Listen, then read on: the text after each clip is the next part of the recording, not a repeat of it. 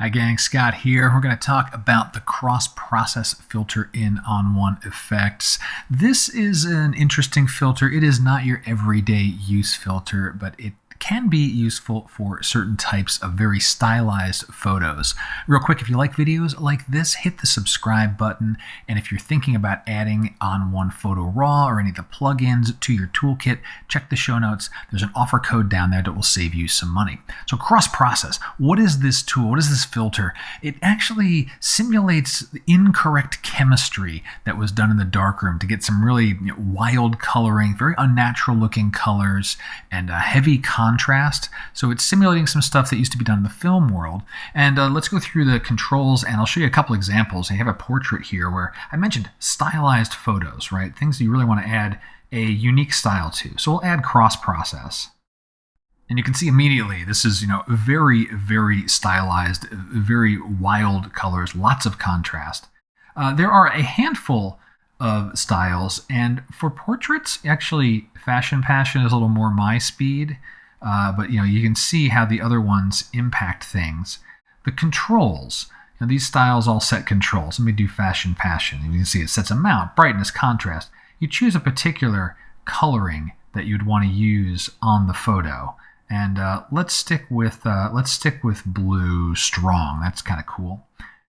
We can control the amount that effect gets added in. You can see as you push it farther, you really start to get more of that contrast. See more of that blue creeping in to the brighter parts. We have control for brightness of the image overall. We can dial back the contrast if it's too punchy. And of course, saturation of the color tint that you're using overall. Or actually, I'm sorry, I should say saturation of the underlying photo. That's an important point. Let me say that again.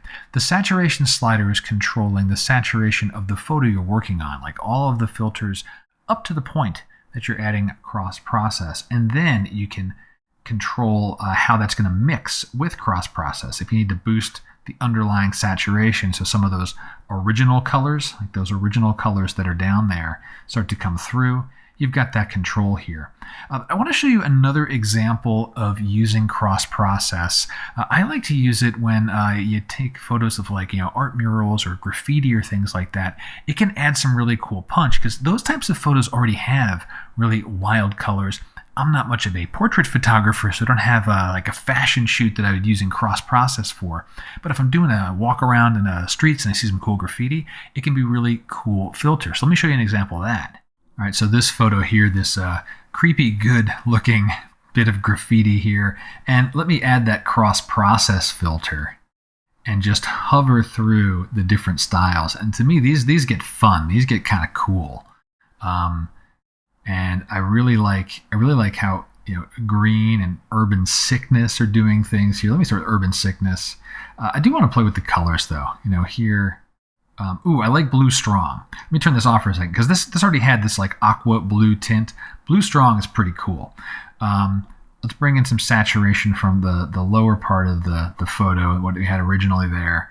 We can dial some of this stuff back, and maybe keep it darker because this was a pretty broody, moody looking kind of thing. If I push saturation, I can get some of those kind of pinks and magentas that were underneath.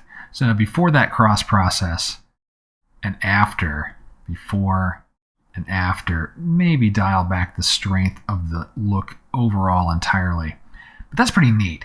So that's a fun example, and it's one place where cross-process can give you some sort of boost. So if you're thinking about cross-process, just remember the colorization is going to be pretty wild and pretty unnatural, so I don't tend to use this on my landscape photos.